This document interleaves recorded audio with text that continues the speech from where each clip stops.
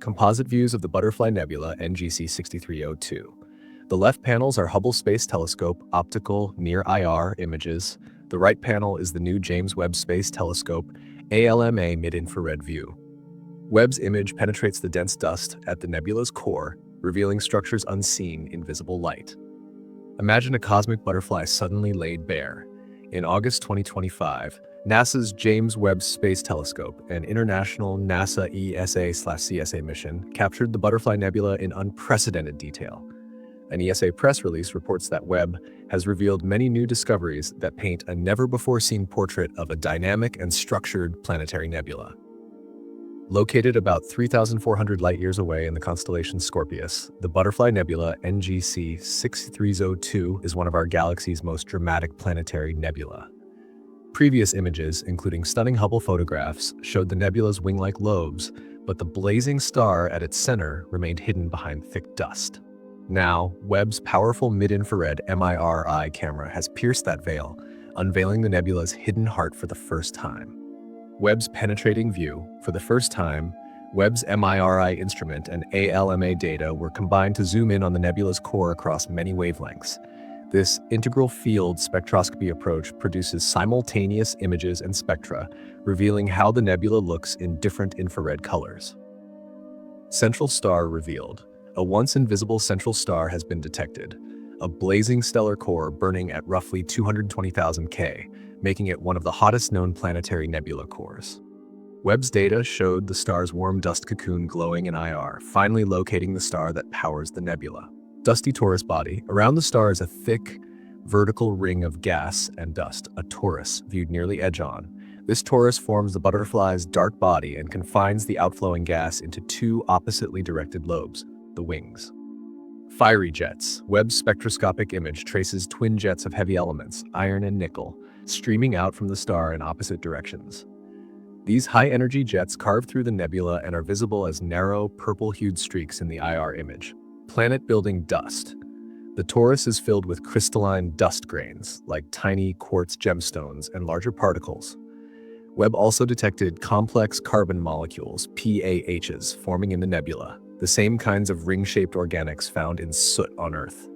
Such ingredients hint at how the raw materials for rocky planets and even life's molecules may form in dying stars. These highlights summarize Webb's major discoveries. Below, we'll dive deeper into the science step by step. The Butterfly Nebula is not a living creature, but a planetary nebula, a brief, beautiful phase at the end of a sun-like star's life.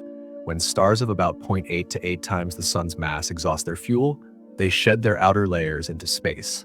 The exposed hot core then illuminates the ejected gas, forming a glowing nebula for only 20,000 years. By contrast, this stage is fleeting on cosmic timescales. Astronomers long ago called them planetary nebula because early telescopes made them look round like planets, but in reality they are nothing to do with planets. The Butterfly Nebula is bipolar. Its gas forms two opposing lobes like wings, with a dense equatorial band as the body. As the ESA Webb team explains, a dark band of dusty gas poses as the butterfly's body. This band is actually a donut-shaped torus, hiding the nebula's central star. In our images, the dual lobes extend above and below this torus. In visible light pictures, like Hubble's, the torus is opaque and the star is invisible, so the nebula's heart remained concealed. Enter JWST's mid-infrared powers. The mid-infrared instrument, MIRI, on Webb can see heat that Hubble cannot. Unlike visible light, mid-IR easily passes through dust clouds. The Butterfly Nebula's core was densely shrouded in dust, but MIRI's infrared view penetrated this cosmic veil. Using an integral field mode, MIRI collected images at dozens of wavelengths simultaneously. Each wavelength highlights different atoms, molecules, and dust temperatures. In Webb's image, cooler dust glows in green, warm gas in red, and the hottest materials in blue-purple. To maximize detail, astronomers combined Webb's data with ALMA radio observations. This multi-telescope view maps both the glowing mid-IR dust and the cold molecular gas. In total, the team identified nearly 200 spectral lines from various elements and molecules in the nebula. Each spectral line corresponds to a specific species, like neon, sulfur, PAHs, revealing a layered structure. Highest energy ions are closest to the star, while milder species lie farther out. This deep spectral analysis is the first of its kind for a PN, painting an unprecedented picture of a planetary nebula's anatomy. The centerpiece of the discovery is the nebula's central star. Webb's mid-IR image finally detected it. The data show a point source heating an inner dust cloud so that it glows in infrared. By pinpointing this glow, astronomers located the star for the first time. They measured its temperature at a blistering core 220,000 Kelvin, roughly 220,000 degrees Celsius, far hotter than the sun's surface. As Webb researchers note, this makes it one of the hottest known central stars in a planetary nebula. Why was the star hidden before? Optical and near-IR telescopes could not see through the dense Torus. The UK Webb team explains that previous searches lacked the resolution necessary to spot the tiny yet bright star hiding in dust. MIRA's infrared sensitivity changed that. In their own words, astronomers say MIRA penetrated dense cosmic dust to expose a blazing central star. In short, Webb not only found the star's location, but showed its encircling warm dust cloud for the first time. This is the ancient core of a sun-like star that powers the nebula. What about the surrounding structures? The Webb image reveals a rich, layered scene.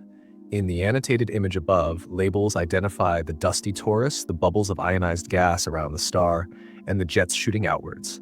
The torus is a dense, donut-shaped ring of dust and molecules, seen almost edge-on as a vertical greenish belt. Helium and neon in the inner nebula light up red. These inner bubbles appear bright because the ultra-hot star is ionizing them. Helium and neon emission glows in the mid-IR. Beyond the bubbles, on the outer edges of the image, we see faint purple streams. These are the high-speed jets, emission from ionized iron and nickel, marking two narrow outflows in opposite directions. In other words, the nebula is not uniform.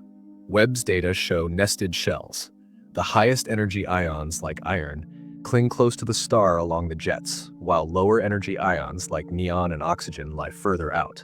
The ESA team summarizes, ions that require the largest amount of energy to form are concentrated close to the center, while those that require less energy are found farther from the central star.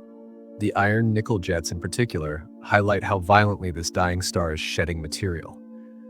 These twin jets likely helped punch holes through the nebula, giving it extra structure beyond the simple bipolar shape. Perhaps the most surprising finds involve dust chemistry. Most cosmic dust is formless and amorphous, but Webb saw crystalline silicate grains in the torus. These crystals, essentially space quartz, require calm, long-lived conditions to form. The presence of such crystalline gemstones indicates parts of the nebula have been surprisingly quiet for a long time. The dust grains themselves are quite large, micron-sized, about 1/1000th of a meter, meaning they've had time to grow. Even more intriguing is the detection of polycyclic aromatic hydrocarbons, PAHs, complex carbon chain molecules. Webb's mid-IR spectrograph picked up PAH emission lines in the outer regions. On Earth, PAHs are found in smoke, charred wood, or burnt toast. Astronomers speculate that here PAHs form where a bubble of stellar wind crashes into surrounding gas, creating shock fronts.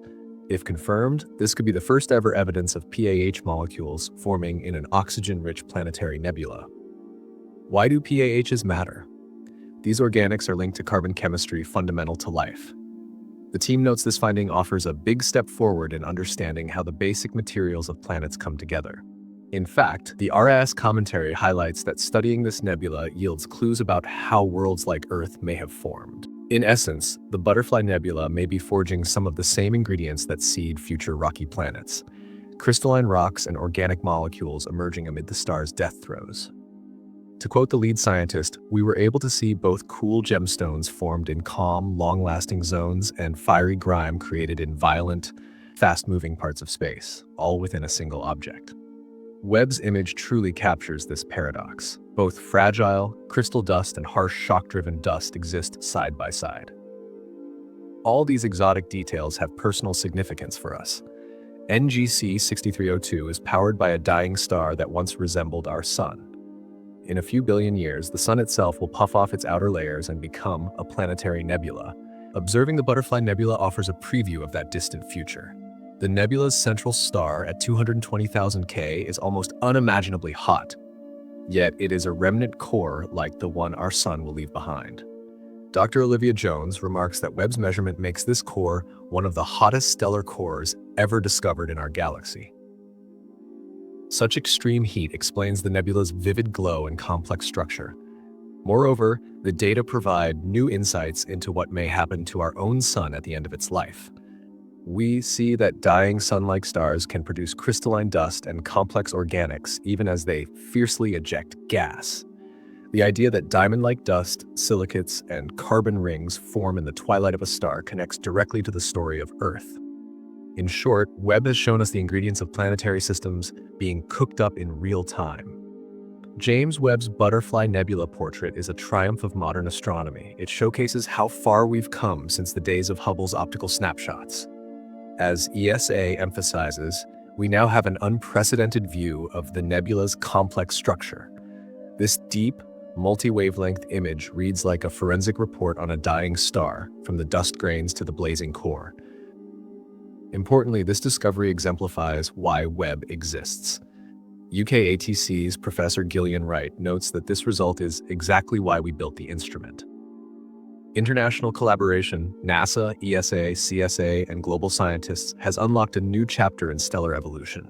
The Butterfly Nebula, revealed like never before, promises even more insights as astronomers study every spectral line and detail. The universe still hides countless wonders, waiting for Webb to reveal.